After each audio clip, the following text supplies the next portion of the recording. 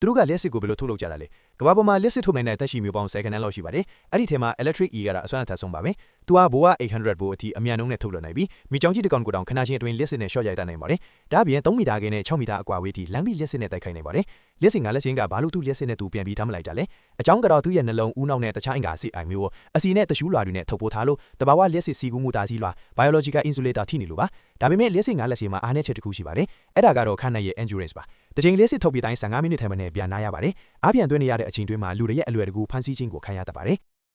electric ray လက်စစ်5လေးကြောက်ကတော့တခြားလမ်းစဉ်တစ်ခုကိုရွေးချယ်ပါတယ်။သူက50 volt ဘွားကိုတင်းငင်စွာထုတ်ပေးနိုင်ပြီးပင်လက်အောက်က power bank လို့တောင်းတင်စားလို့ရပါတယ်။ဒါပေမဲ့သူကဖင်းထန်တဲ့လက်စစ်ကိုမထုတ်နိုင်တဲ့အတွက်ချင်းချောင်းနိုင်စွာအားနေပါတယ်။တင်ကားတီတွေကသူတို့ကိုဖမ်းပြီးလေဘော်ကမီးတီတွေလင်းပေါ်အတွက်တောင်းအားထွင်းဆက်အဖြစ်အသုံးပြုကြပါတယ်။ဒါကြောင့်အကဲလက်စစ်နှစ်ပြားဟာလူသားတွေပဲဖြစ်တယ်လို့ဆိုနိုင်ပါတယ်။ဘာလို့လဲဆိုတော့လူသားတွေပဲလက်စစ်ရဲ့သဘောတရားကိုနားလေသဘောပေါက်လို့ပါ။တဘာဝကပေးတဲ့လက်စစ်တွေကဘိုးအားအယံများပြီးမတင်းငင်ကိုဒါမှမဟုတ်ဘိုးအားနဲလွန်းလို့အသုံးမှုဝင်တာမျိုးဖြစ်တတ်ပါတယ်။လူသားတွေကတော့နေ့စဉ်ဘဝအခြေအနေအမျိုးမျိုးပေါ်မူတည်ပြီးအားကောင်းပြီးတင်းငင်တဲ့လက်စစ်ဓာတ်အပေးစနစ်ကိုတီထွင်နိုင်ခဲ့ပါတယ်။ဒါဟာနှစ်ပေါင်းတောင်းချီတဲ့နေထိုင်မှုပုံစံကိုပြောင်းလဲစေခဲ့ပါတယ်။